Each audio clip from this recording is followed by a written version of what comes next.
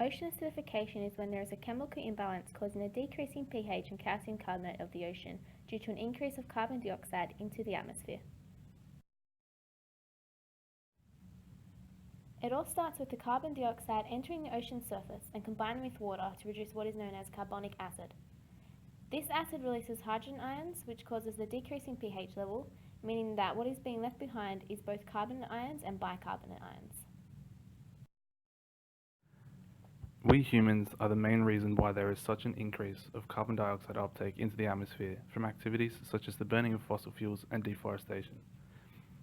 It is said that carbon dioxide levels in the atmosphere have increased on average by 40% only within the past 250 years, and the ocean absorbs at least 1/3 of carbon dioxide emitted into the atmosphere.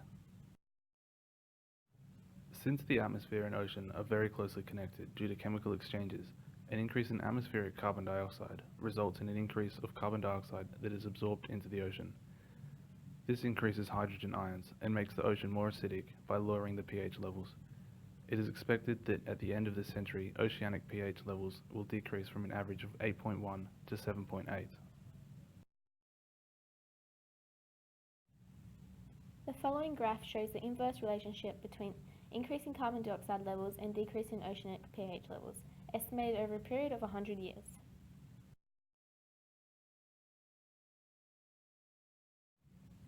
There are many different types of marine phytoplankton that all play a certain role in regulating the Earth's climate. In the ocean, phytoplankton perform a similar role to plants on land as they absorb carbon dioxide and sunlight for photosynthesis. Phytoplankton are an essential organism as they are the primary source of the food chain, and they also assist with the formation of clouds. Phytoplankton make clouds through what is known as marine gels, which are made up of proteins, carbohydrates, and calcium. These gels must be in the form of small particles in order to form clouds, as this allows them to go airborne. They become smaller due to the ocean becoming warmer. Clouds are an important element as they assist in the cooling and warming of the Earth's surface. They do this by both reflecting heat from the sun back into space and shielding the surface, like a form of shelter, or by reflecting heat radiating from the Earth's surface back to the ground. Coccolithophores are a type of phytoplankton, usually found at the surface of the ocean and have a shell-like structure completely made up of calcium carbonate. They are responsible for making dimethyl sulfide in a gaseous form. When dimethyl sulfide is airborne, it becomes sulfuric acid, and when it's contained within the cell, it is known as dimethyl sulfoniopropanate, in short, DSMP. The DSMP enables the organisms to balance their osmotic pressure without the use of energy, as well as not being affected by sodium, which is toxic. Coccolithophores require a small amount of carbon in order to produce their shells. These shells are vital in the regulation of carbon dioxide as they absorb carbon, and when they die the shells weigh them down and force them to sink. In doing so, the carbon that is stored within the coccolithophores remain at the bottom of the ocean for many years. This is a form of deep-sea carbon storage. Increasing atmospheric carbon dioxide increases oceanic temperatures and acidity, rendering coccolithophores unable to produce their shells and store carbon dioxide. The blue bars indicated in the graph represent the temperatures below average, while the red bars represent temperatures above average through the period of 1880 to 2000. The black line shows the increase in carbon dioxide concentration in parts per million. It is clear that temperature fluctuations are the result of rising carbon dioxide levels. Within the ocean, there is what is known as the horizon zone. This is where there is a line between unsaturated and saturated waters. Within a saturated zone, phytoplankton are unable to form their calcium carbonate shells and they start to dissolve. Due to human activities that are increasing the carbon dioxide uptake into the atmosphere, the horizon zone has risen closer to the surface by 50 to 200 meters.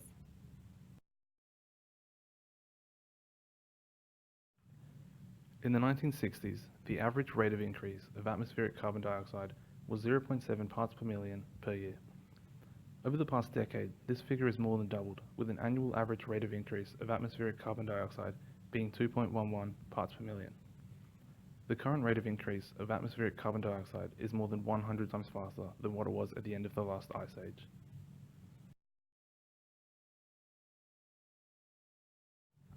Companies such as Plankton and Climos have proposed that the dumping of iron into the ocean could solve the global warming issue.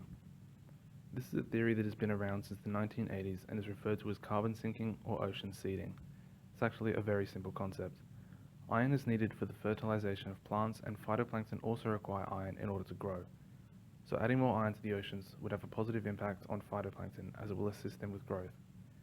There have been various studies and dumping trials since the idea was first proposed, one of which indicated that every atom of iron that was added to the ocean had the capability to extract between 10,000 and 100,000 carbon dioxide atoms from the atmosphere purely through the growth of phytoplankton. Although the topic of adding iron to the ocean might sound like a good idea for reducing the effects of global warming, there are consequences that may come with it too. Since phytoplankton sink when they die and take carbon dioxide to the sea's floor with them, if there are increased amounts of phytoplankton, this means larger amounts of carbon dioxide will start to surround the lower reaches of the ocean. This could deprive the deeper parts of the ocean of oxygen, or even produce more dangerous gases, such as methane.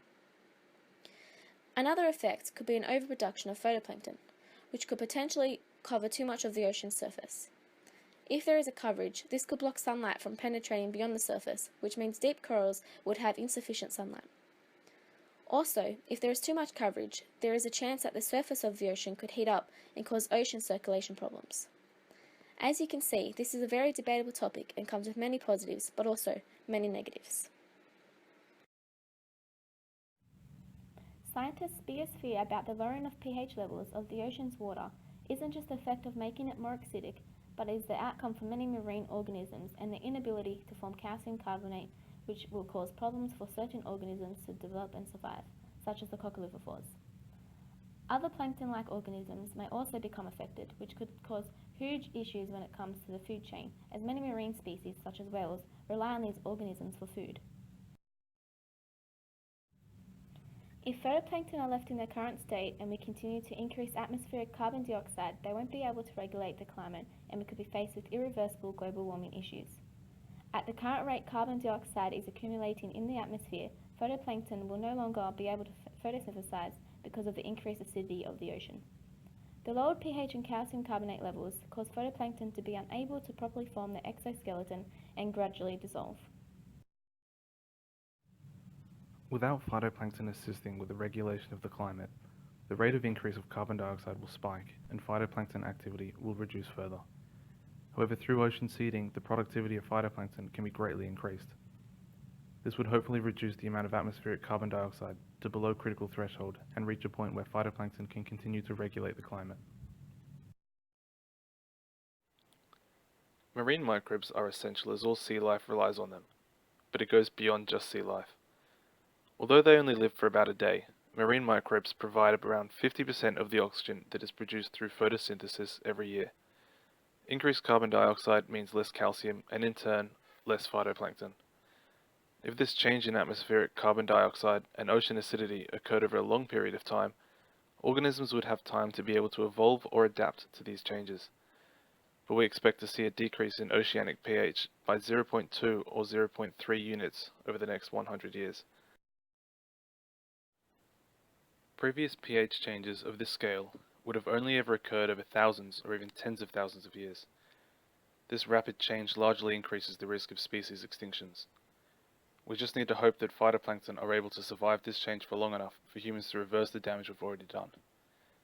It does, however, seem rather ironic that we are now hoping to use phytoplankton to solve an issue that we humans created through the burning of the fossilized remains of the ancestors of phytoplankton.